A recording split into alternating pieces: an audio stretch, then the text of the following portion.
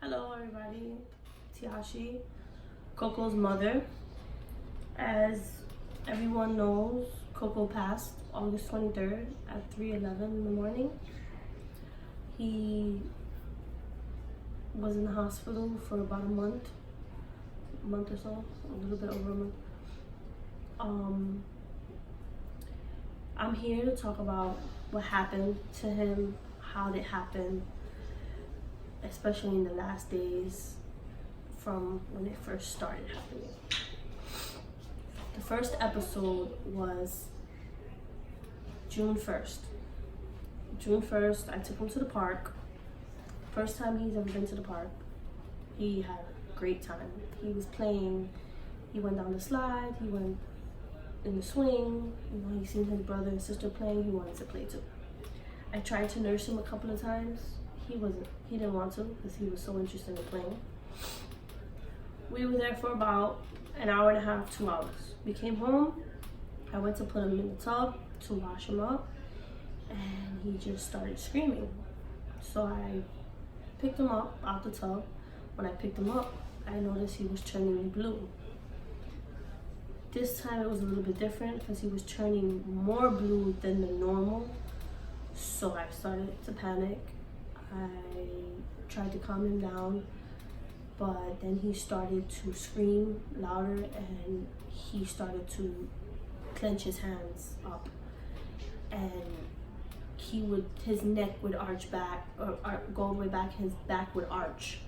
So I freaked out. I didn't know what was going on. To me, it looked like he was having a seizure.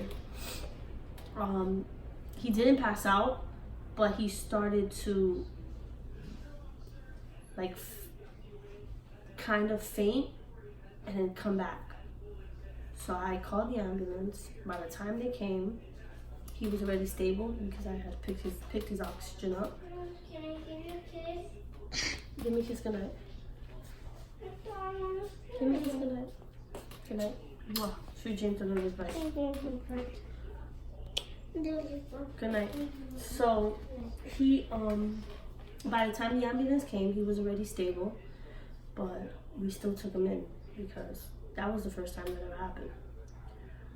Of course, once he got there, he was sent to ICU. That's what always happens. They kept him there for about a week, I think it was.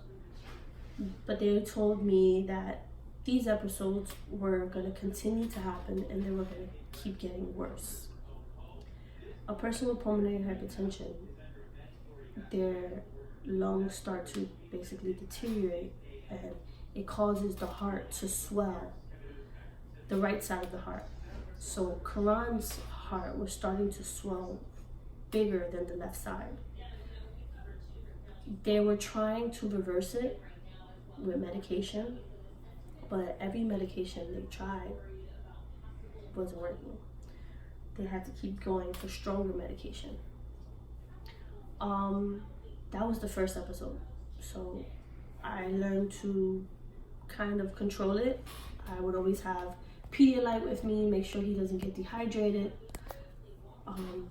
I would have water with me everywhere we went, and just make sure he was always in cold areas. The air conditioner in the car had to consistently be on, especially in the house. When I seen him getting a little bit blue, I would have to pick up the oxygen really quick and keep it there for a while until he stabilizes himself, and then go down on it little by little. We were doing good for his birthday, June 19th, when we had the party on the 21st. He was doing good at the party.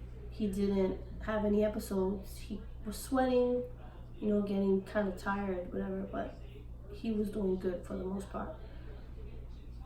Then he had another episode August 10th, I think it was. Whereas the first time it's like it kept getting worse. And it was kind of the first time where I kind of panicked a little bit more. But I thought I was under control because still he didn't pass out. The episode where he passed out was kind of hard. He came home from his school. He had a bite on his ear.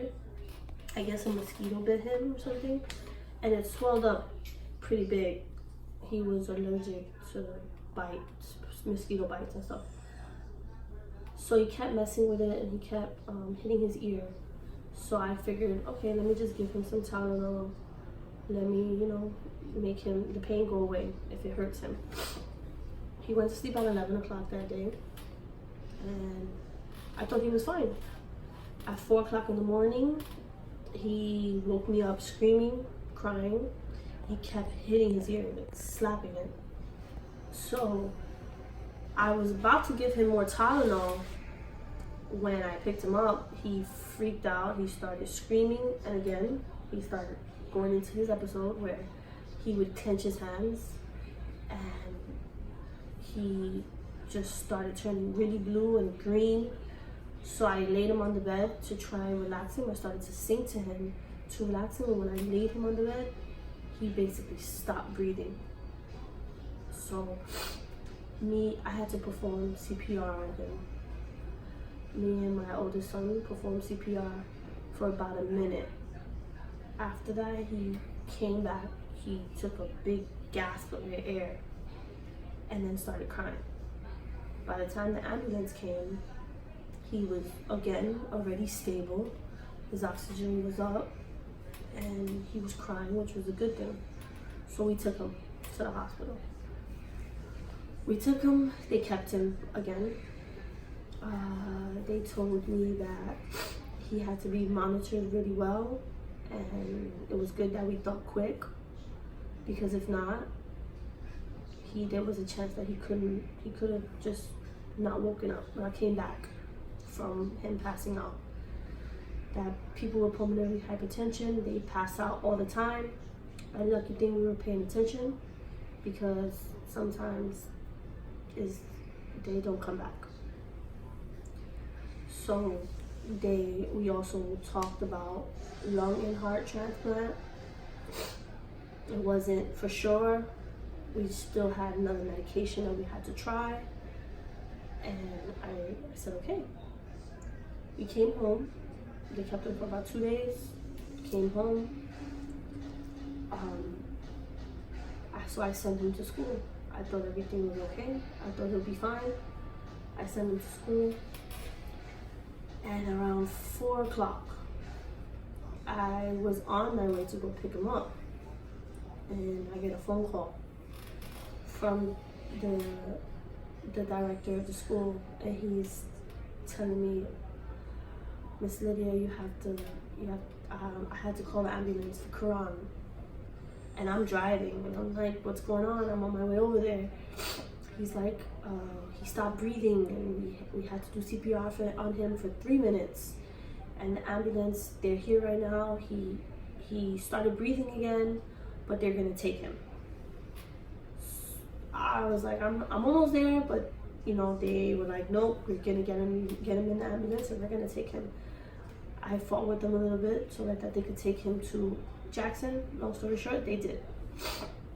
They took him to Jackson, and by the time they got there, I was there too. I had just run in. He was up. Once he seen me, he started crying. We wanted to grab him, so whatever. I grabbed him, consoled him, and then the nurses, the ER nurses are so much.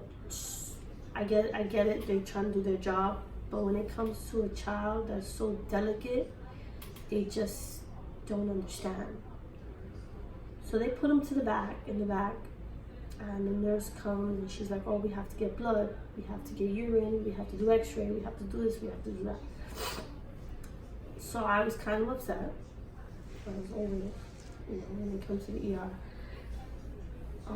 The nurse started to do the blood. When she started to do the blood, instead of just inserting the needle and then the extra part to pull out the blood where the syringe goes, she decided she wanted to free pour it and let it just